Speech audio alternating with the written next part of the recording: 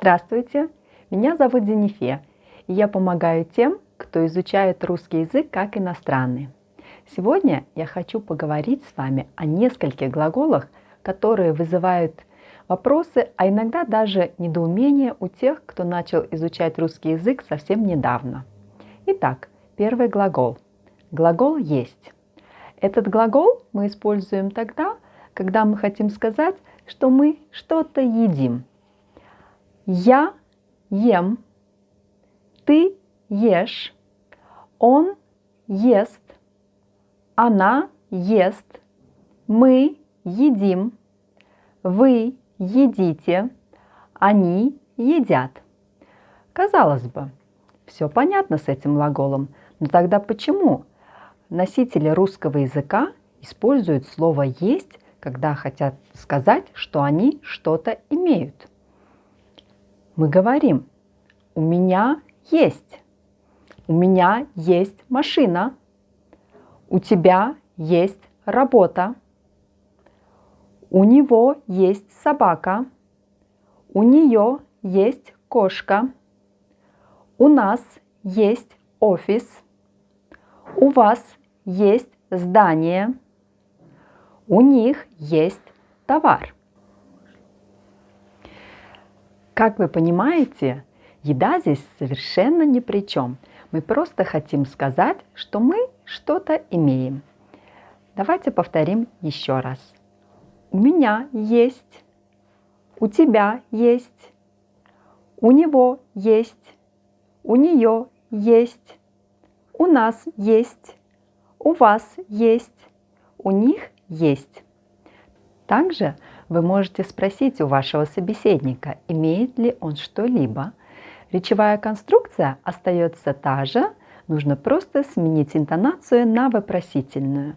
Например, у тебя есть книга? У него есть газета? У них есть деньги? Повторю еще раз.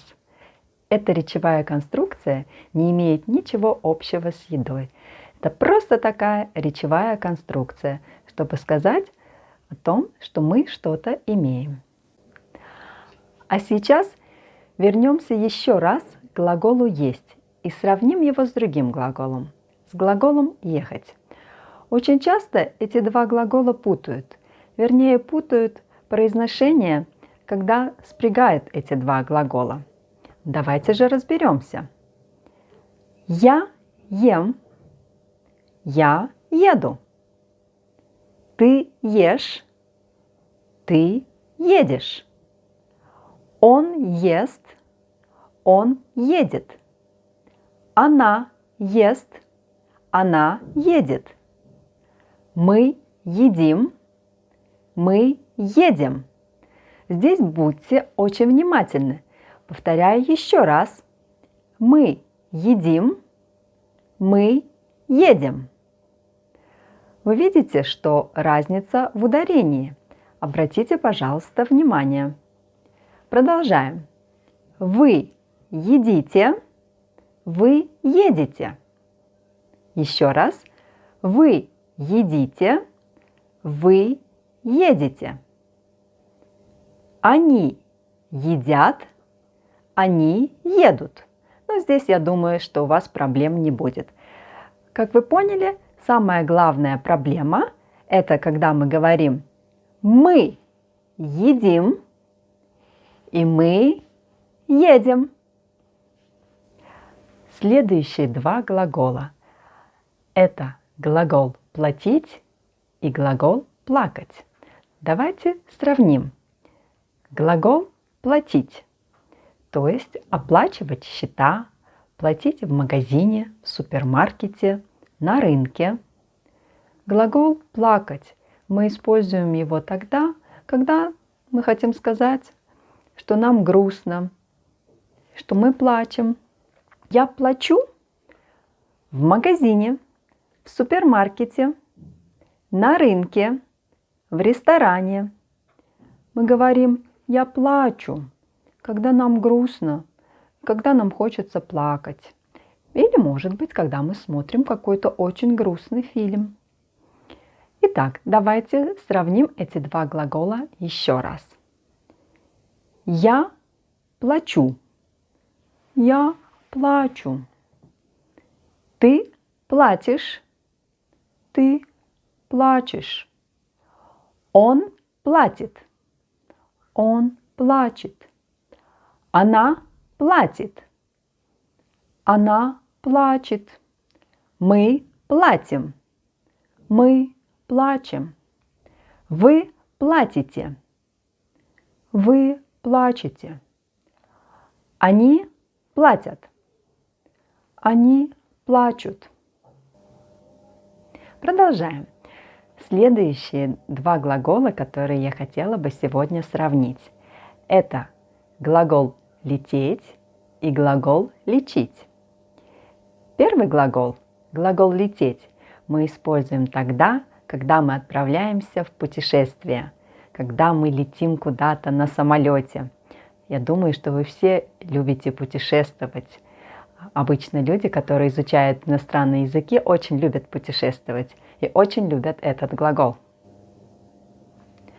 Второй глагол – это глагол «лечить». О нем мы вспоминаем тогда, когда у нас что-то болит, либо когда мы идем в больницу навещать кого-либо. Давайте сравним эти два глагола. Глагол «лететь» и глагол «лечить». Мы говорим «я лечу», когда мы отправляемся в путешествие, когда мы летим на самолете. Мы говорим «я лечу», так может сказать доктор. Но давайте посмотрим эти глаголы дальше и сравним. Итак, глагол «лететь». Я лечу, ты летишь, он летит, она летит, мы летим, вы летите, они летят. Глагол «лечить». Я лечу, ты лечишь, он лечит, она лечит, мы лечим, вы лечите, они лечат. Как вы видите, эти два глагола спрягаются одинаково только для местоимения «я». Я лечу и я лечу. Со всеми другими местоимениями глаголы в спряжении меняются. Дорогие друзья, надеюсь, это видео было для вас полезным. Напишите, пожалуйста, в комментариях, какие еще слова и выражения в русском языке вызывают у вас вопросы, на какие темы вы хотели бы посмотреть видео. Всего вам доброго, до свидания, до новых встреч. Пока-пока!